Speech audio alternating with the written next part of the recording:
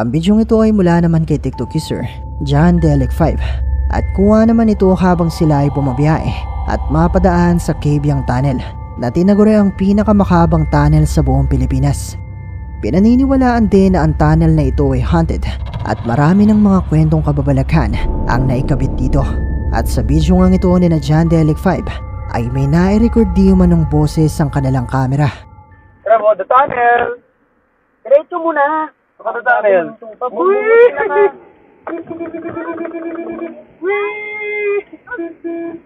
Look at the tunnel! See the tunnel? Ha?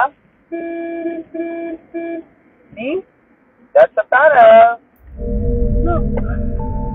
Okay. Mula sa bidyong ito habang sila ay nasa loob ng Cavyang Tunnel at sila ay bumubusina, maririnig ang animoy mga boses ng isang bata na sumasaway sa kanila.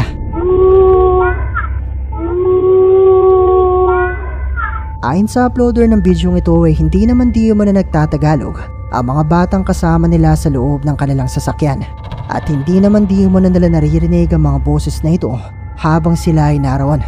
Pero posible nga kaya na boses ng isang multo ang nai-record ng kanilang camera? Kayo, ano sa palagay nyo?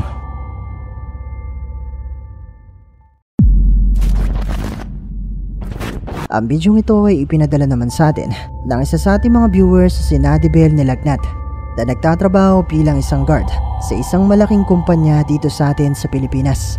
Ayon sa kanyang kwento ay kuha ang bidyong ito mula sa CCTV ng kanilang kumpanya nang isang gabing may mapansin silang kakaiba habang naglalakad sa labas ang isa sa mga guard.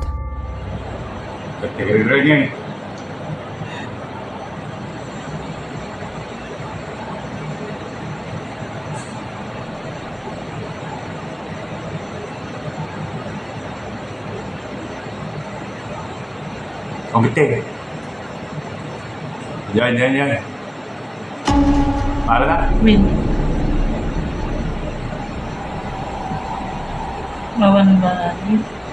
Maala na. Sublime na eh.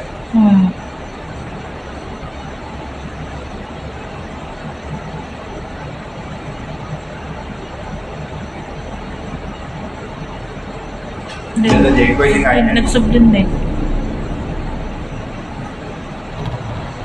Bukawin ni Juan eh. Nang makalayo na ang guard na ito na makikita natin sa video, ay makikita ang paglitaw ng isang imay o itim na figura na 2 beses makikitang naglalakad papalayo at papunta sa kanilang gusali.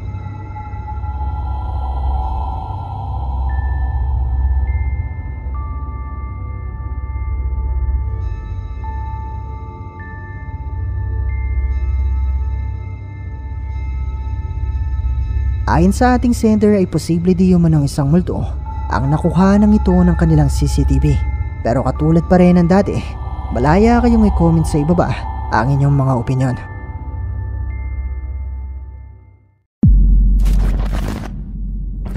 Ang Russian ghost hunter na si Dark Ghost ay bumisita sa isang abandonadong bahay sa Russia na pinaniniwala ang haunted. Sinasabing ang dating may-ari ng bahay na ito ay nagsagawa ng isang ritual na hindi niya nakontrol o hindi niya natapos. Kung kaya naman nung magsimula na di umano ang mga pagpaparamdam ay wala na siyang nagawa kundi ang lisanin na lang ang bahay na ito. Magpasa hanggang ngayon ay nagpapatuloy pa rin di umano ang mga pagpaparamdam at ayon pa sa ilang mga napapadaan sa bahay na ito ay nakakita di umano sila ng isang puting imay na gumagala sa bahay na ito. At sinubukan nga mag-imbestiga ng ghost hunter na si Dark Ghost para alamin kung totoo nga ba ang mga kwentong ito. Дай мне знак.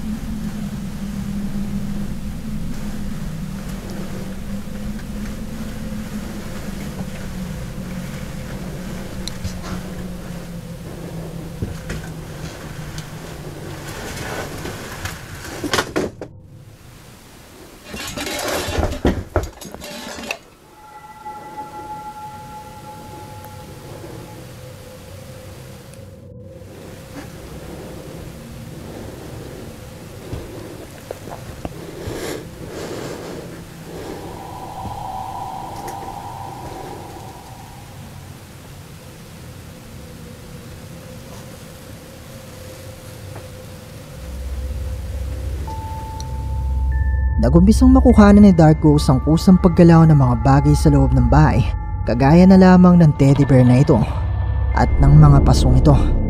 Yun ay kahit makikita naman natin sa bidyong ito na wala namang ibang taong naroon bukod sa kanya.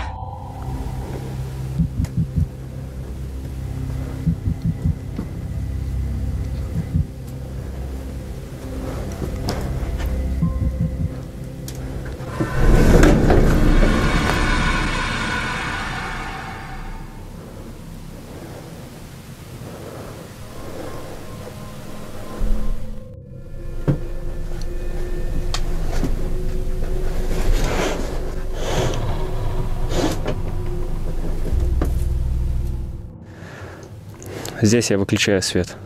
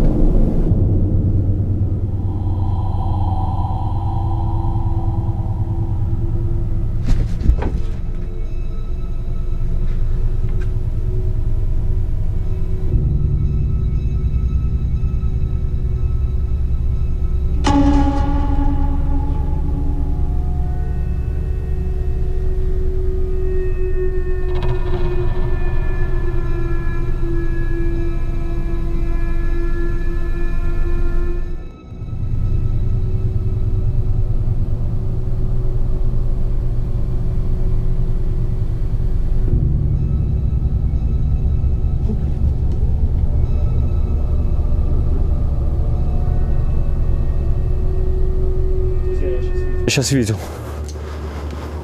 Блин, я не знаю, заметила ли ночная камера, но сейчас сквозь меня практически что-то пробегало.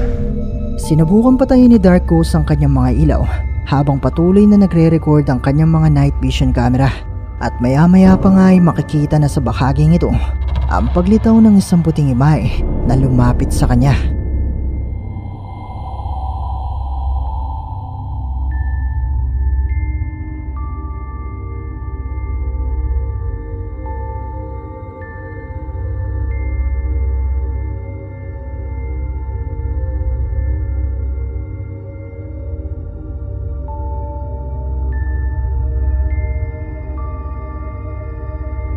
Ang mga tunog at mga pagpaparamdam kayang ito na naidokumento ni Dark Ghost mula sa kanyang kamera ay mga patunay na totoong haunted ang abandonadong bahay na ito sa Russia. Isa nga kayang multo entity ang nakuhanan niya sa bidyong ito? Kayo, ano sa palagay niyo?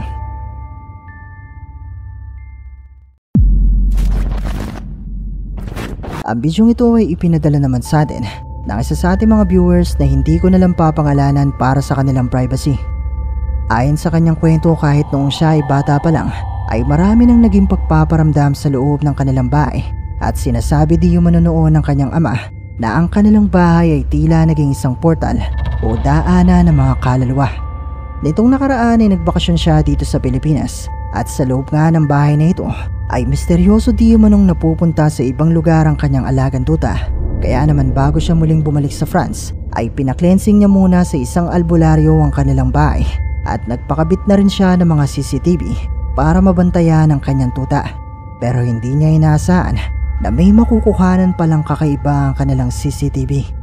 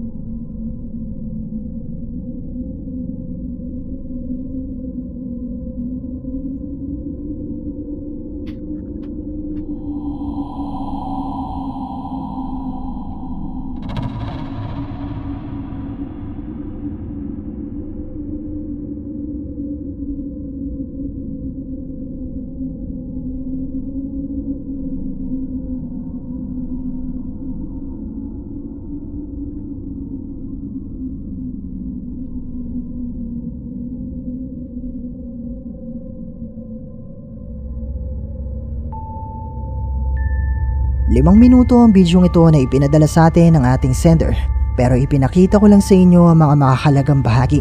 At mula nga sa bidyong ito ay makikita ang tila mga usok at napakaraming orbs na dumadaan sa harap ng kanilang CCTV na halos matakpan na nga ito.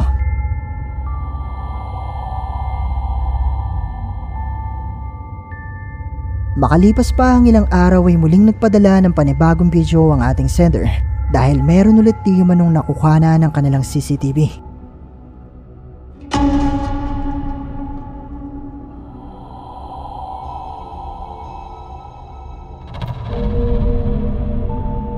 Mula sa bidyong ito makikita ang paglitaw ng isang puting imahe o isang orb na sandaling tumigil sa harap ng kamera bago umalis.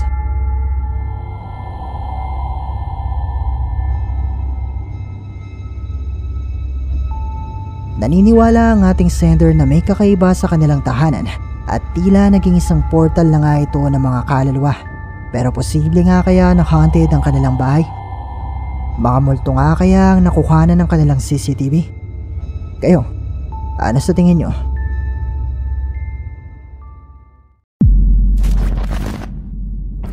Ang bidyong ito ay ipinadala naman sa atin ng isa sa ating mga viewers na tumangking magpakilala.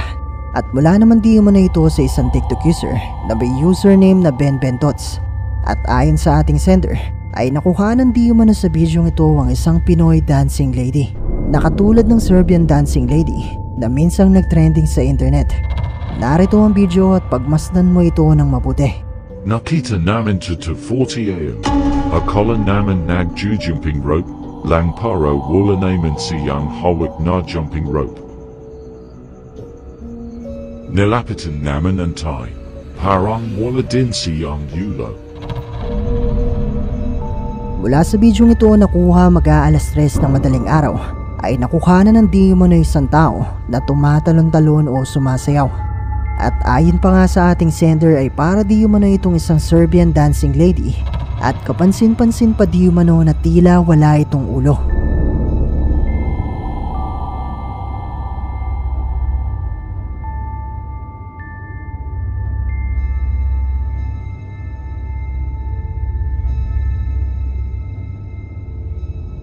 Ayon sa uploader ng bidyong ito, noong una inakala nila na isa lang itong tao na nagja-jump rope. Pero wala naman di umano silang nakikitang jump rope. Kaya naman sa tingin nila ay posibleng isang multo ang isang ito. Pero ayon sa ilang comments sa bidyong ito, ay posibleng isa lang naman talaga itong tao na nag-e-ehersisyo. Pero kayo, ano sa tingin nyo ang isang ito? At dito na nagtatapos ang ating video. Kung nagustuhan mo ang bidyong ito, sana ay mag-iwan ka ng like at ng iyong komento. At kung hindi ka pa nakasubscribe sa channel na ito, ay mag-subscribe ka na at i-hit mo na rin ang notification bell para updated ka sa mga bago nating upload. O paano? Paalam mo na sa ngayon at kita-kits na lang sa susunod nating video. Maraming salamat!